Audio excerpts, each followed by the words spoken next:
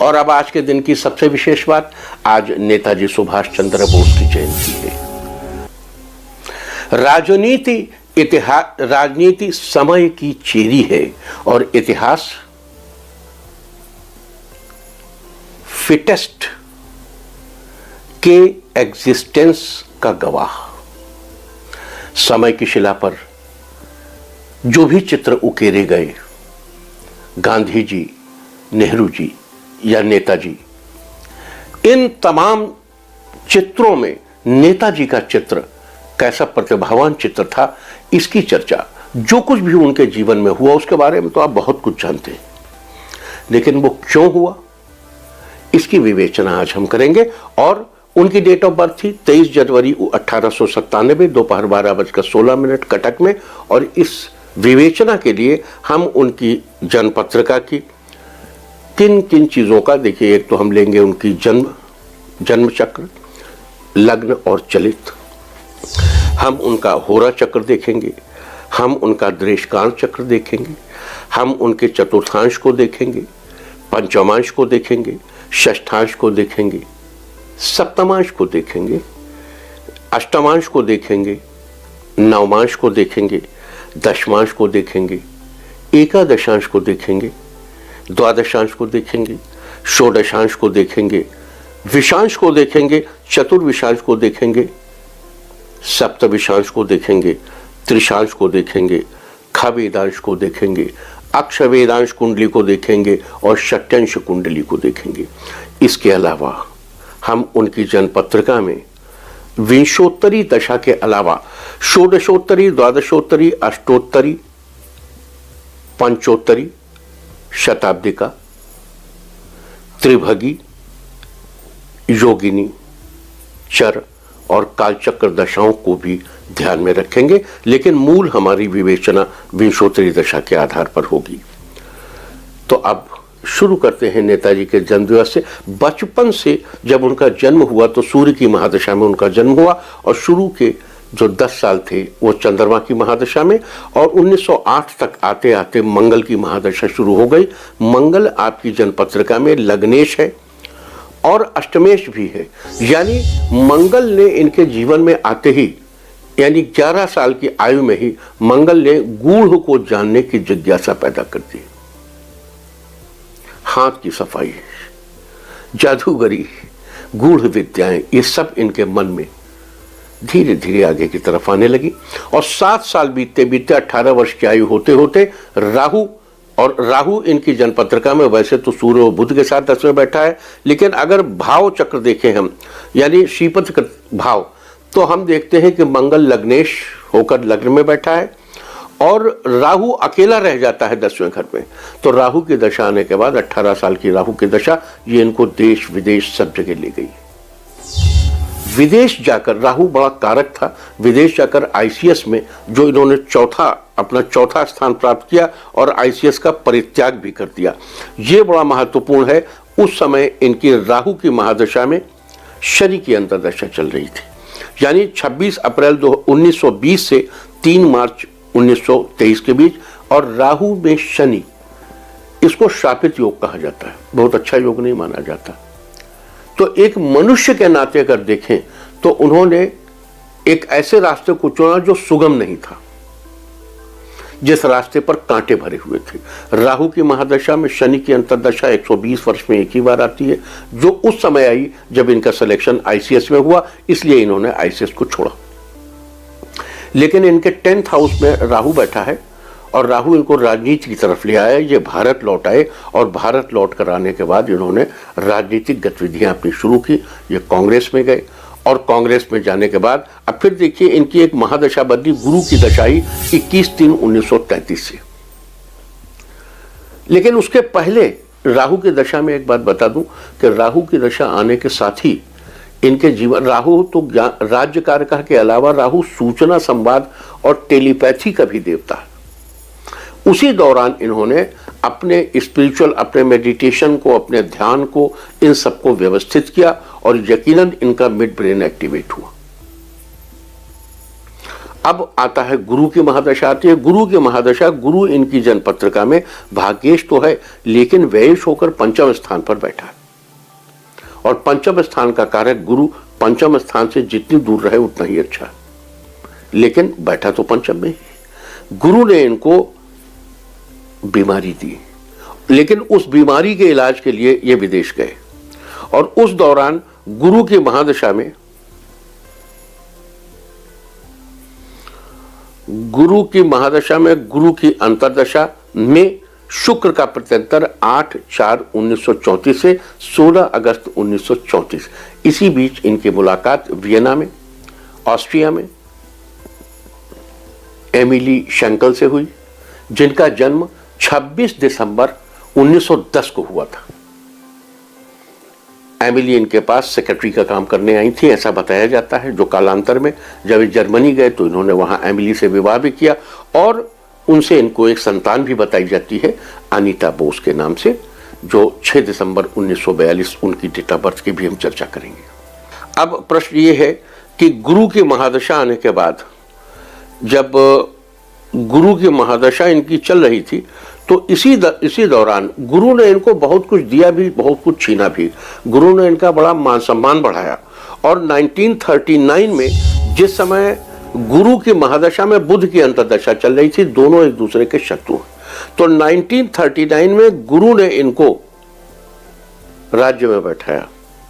1939 में 25 फरवरी 1939 से 29 जून 1939 गुरु की महादशा में बुध की अंतर्दशा में राहु की प्रत्यंतर दशा, पट्टाभी सीतारमैया जो कि महात्मा गांधी के कैंडिडेट थे, उनके 1375 वोट के मुकाबले नेताजी ने कांग्रेस प्रेसिडेंट पद के लिए 1580 वोट पाए, और ये बहुत बड़ी बात थी। ये भारतीय परिदृश्य में सर्वोच्च नेता होने की स्थिति थी। लेकिन सुभाष चंद्र, ये जो गुरु के महादशा में बुध की अंतर्दशा कॉन्ट्रेडिक्टरी है। अब जो भी व्यक्ति ऐसी कॉन्ट्रेडिक्टरी दशाओं में फंसता है वो हमेशा इमोशनल हो जाता है। अब इन्होंने इमोशनल होकर अपना वो कांग्रेस का तमगा उठाया और गांधी जी के चरणों में रख दिया। तो कई बार आप फैसले करते हैं, आपने ये व्यक्त किया कि गांधी जी उनसे कितना भी मतभेद रखते हो, लेकिन वो गांधी जी से कोई मनभेद नहीं रखते थे, ये आपने तो व्यक्त कर दिया, लेकिन उसका नतीजा राष्ट्र के लिए क्या हुआ, खुद के लिए क्या हुआ? खुद के लिए कि 23 जनवरी 1941 यानी गुरु की महादशा में केतु की अंतर्दशा, केतु राहु दूर ले आता है, केतु ने इनको बाहर जाने के लिए, छिपने के लिए एकदम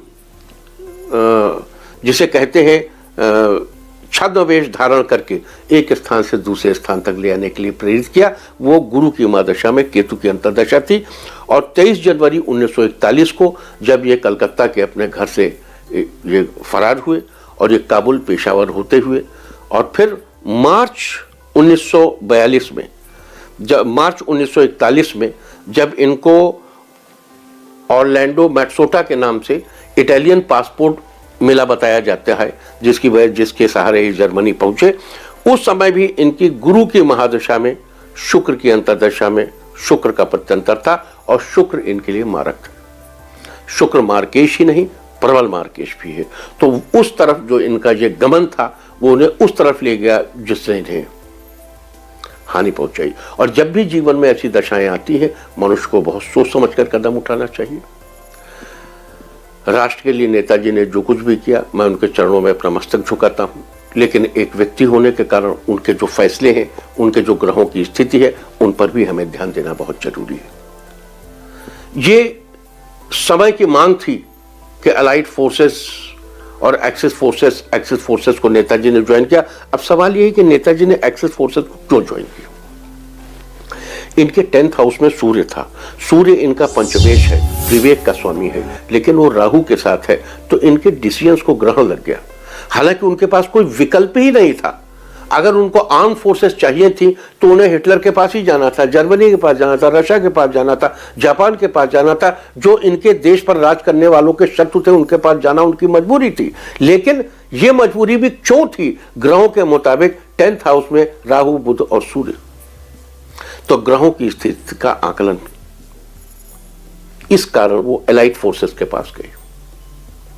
और फिर आगे बढ़ते हैं और देखते हैं कि आगे क्या हुआ।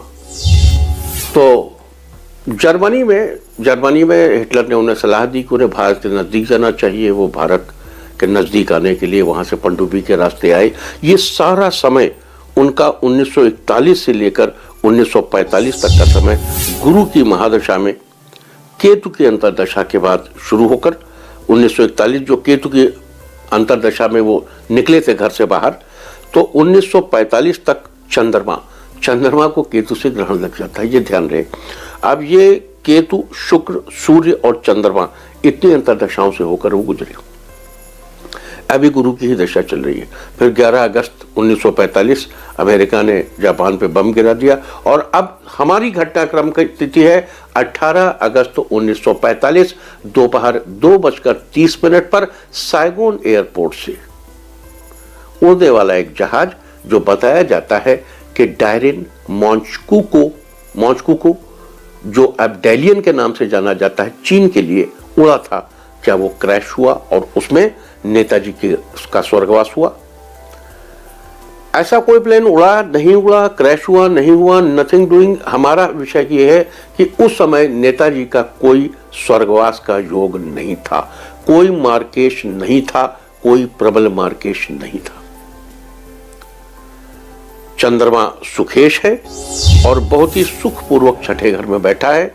भाव चक्र में वो वापस आता है, यानी कि गुरु के साथ मिलकर गजकेसरी योग बनाता है, यानी कि ताकतवर राज्य प्राप्ति का योग बनाता है। तो उस दिन, जिस दिन उनका प्लेन क्रैश बताया जाता है, उस दिन उनका कोई मार्केश नहीं था। अब आगे बढ़ते हैं। उसके बाद नेताजी शनि की महादशा से गुजरे और शनि की महादशा जो कि गुरु के समाप्त होने पर, यानी 21/3/1949, हमने आपसे कहा ना, गुरु भाग्येश भी था, गुरु 12वें घर का भी मालिक था, यानी व्ययेश यानी खर्च भी कर रहा था, भाग्य से आ भी रहा था, भाग्य से खर्च भी हो रहा था। और मजे की बात है, इतनी बड़ी सेना खड़ी कर लेना, इतना धन, इतनी संसाधन, ये मामूली चीज है एक आदमी के लिए। तो ये गुरु की कृपा से ही संभव था और इसका जाना भी गुरु के कारण ही हुआ। यानी 21/3/1949 को जब गुरु की महादशा समाप्त हुई, समय बदला और शनि की महादशा शुरू हुई 21/3/1949। तो शनि जनपत्रिका में 10th हाउस का मालिक है, यानी अच्छे घर का मालिक है, और 11th हाउस का मालिक है, यानी अकारक घर का मालिक है, और अष्टम में बैठा है। अष्टम गूढ़ स्थान, गूढ़ स्थान संधियों का स्थान है। गूढ़ स्थान ऐसा स्थान है जहां मनुष्य बहुत सी संधियों के तहत रहता है। और ये वो समय है जब विश्व के परिदृश्य में भारतीय राजनीति एक ऐसी कश्मकश और मजबूरी में थी कि वो नेताजी के बारे में जानते हुए भी कुछ व्यक्त नहीं कर पाई होगी, हम ऐसा समझते हैं। बुध की महादशा, शनि की महादशा समाप्त हुई और बुध की महादशा शुरू हुई 21/3/1968 से 21/3/1985।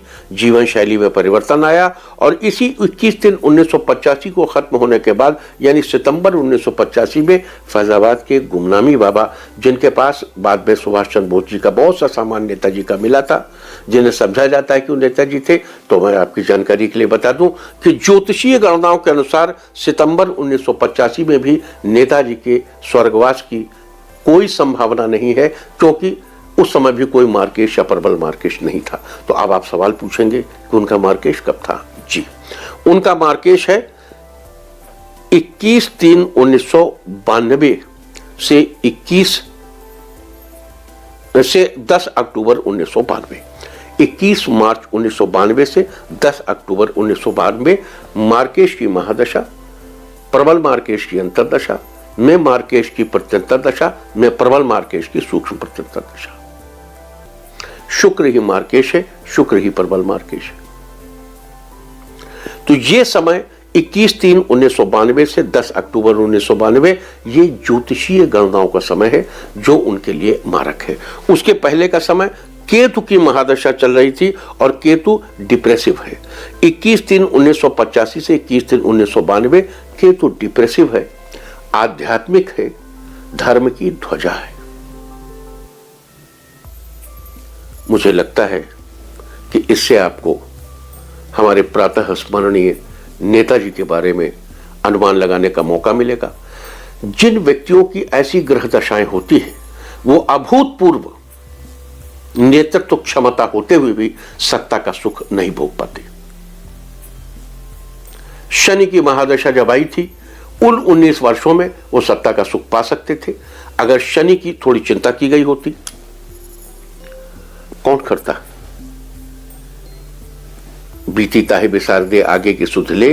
अब प्रश्न यह है कि जब देश आजाद हुआ था उस समय दुनिया में एलाइड फोर्सेस और एक्सिस फोर्सेस के बीच दुनिया ज्योतिषीय आकलन के हिसाब से इस हिसाब से बटी हुई थी कि आज तक axis forces allied forces axis forces पे हावी है। लेकिन अब ग्रहों की गणना ऐसा नहीं कहते। अब नेताजी की जय जयकार होनी तय है। जय हिंद, जय भारत। इंडिया टीवी हर वक्त हर जगह डाउनलोड करने के लिए सर्च करें India TV news Google play store या ऐप स्टोर पर।